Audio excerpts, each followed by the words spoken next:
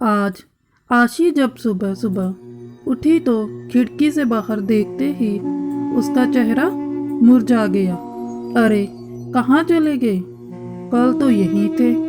इतने महीनों से रोज सुबह दोनों को देखना उसकी आदत सा बन चुका था, और आज जब दोनों अपनी जगह पर नहीं थे तो आशी को कुछ खाली खाली सा लग रहा था। सुबह सुबह बस वो दोनों सामने दिख जाते तो आशी का रोम रोम पुलकित हो उठता था। श्वासित हो उठती थी उसकी सांसें। मन एक अद्भुत खुशी महसूस करने लगता, और सबसे खास बात, इन सब का सकारात्मक प्रभाव पड़ता उसके मन मस्तिष्क पर, और कलम खुद ब खुद कोई गीत लिखने लगती। पता नहीं क्या जादू था उन नरगिसी फूलों में, बस देखते ही मन मचल उठता। शायद असीम का असीम प्यार भरा था उनमें। आखिर उसी ने तो आशी के जन्मदिन पर यह गमला उसे उपहार में दिया था, और फिर दोनों ने मिलकर उसमें नरगिसी फूलों का पौधा लगाया था। देखो ना आशी, तुम्हारे लिए एक काम सौंप कर जा रहा हूँ। कल ही मुझे कंपनी के एक प्रोजेक्ट के लिए दुबई निकलना पड़ रहा है। बस 6 महीने की ही तो बात है, फिर आते ही झट मंगनी और पट बिहा। बस तब तक मेरी यादों को इस पौधे में संजोते रहना। असीम को आशी को बातों में उलझाना बड़े अच्छे से आता था। असीम बेशक चला गया था, लेकिन आशी हर रोज बड़े अरमानों से उस पौधे को सींचती रही। आशी की खुशी का उस वक्त ठिकाना नहीं था जब वह एक रोज सुबह उठी और उसने पौधों पर 2 फूल खिले हुए देखे।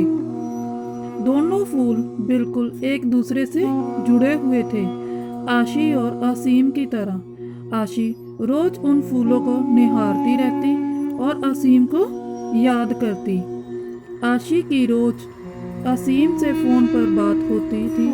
भला 2 साल से चल रहा प्रेम दूरियों से कैसे कम हो सकता था। इसी प्रेम की शक्ति ने तो उसे क्या से क्या बना दिया था। कभी किसी को चिट्ठी पत्री में 2 अक्षर ना लिखने वाली आशी की कला आज अनवर्थ चलने लगी थी। अपने जज्बातों की सिहाई में भिगोकर क्या क्या ना लिख डाला था उसने। तेरे एहसास में खुद को ऐसे फना कर दिया हमने, जिंदगी बाकी ना बची, ना तेरे साथ और ना तेरे बाद। पता नहीं कैसे एहसास थे जो दिल से निकलकर पत्रों पर बिखरते रहते थे।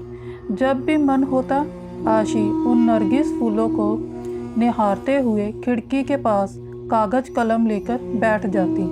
माँ जब डांटना शुरू कर देती तब सुध पड़ती कि कुछ खाना भी है और घर का कामकाज भी देखना है। पता नहीं पिछले कुछ दिनों से क्या हो गया था उसे। पतझड़ का मौसम आ गया था, फूल मुरझाने लगे थे। माली से पूछकर खाद पानी भी डाला। असीम को फ़ोन पर बताया तो वह भी पहले खूब हंसा, फिर बोला पतझड़ बीत जाने दो, सब कुछ ठीक हो जाएगा। आशी फिर भी आश्वस्त नहीं हो पा रही थी। अब तो बसंत की बहार भी छाने लगी थी। चारों तरफ एक मीठी बयार बहने लगी थी, लेकिन फिर भी आशी को कुछ सही नहीं लग रहा था। आज भी उन फूलों को देखे बिना बेचैनी बढ़ रही थी। आशी कागज कलम फेंक कर बाहर आ गई थी और गमले के आसपास ही चहलकदमी करने लगी। कुछ समझ नहीं आ रहा था कि क्या हो रहा है। इसी सोच में उसे ये भी ध्यान नहीं रहा कि काफ़ी देर से बाहर की घंटी बज रही थी। आशी कहाँ खोई हुई हो? दरवाजे पर कब से घंटी बज रही है? ध्यान कहाँ है? माँ ने दरवाजे की ओर जाते हुए पूछा। इससे पहले कि आशी संभाल पाती, दरवाजे पर असीम खड़ा था। मुस्कुराते हुए हाथों में नरगिसी फूल लिए। तो दोस्तों, ये कहानी नरगिसी फूलों की इसी तरह समाप्त होती है। अगर आपको ये कहानी अच्छी लगी तो शेयर और चैनल को सब्सक्राइब ज़रूर करना। धन्यवाद।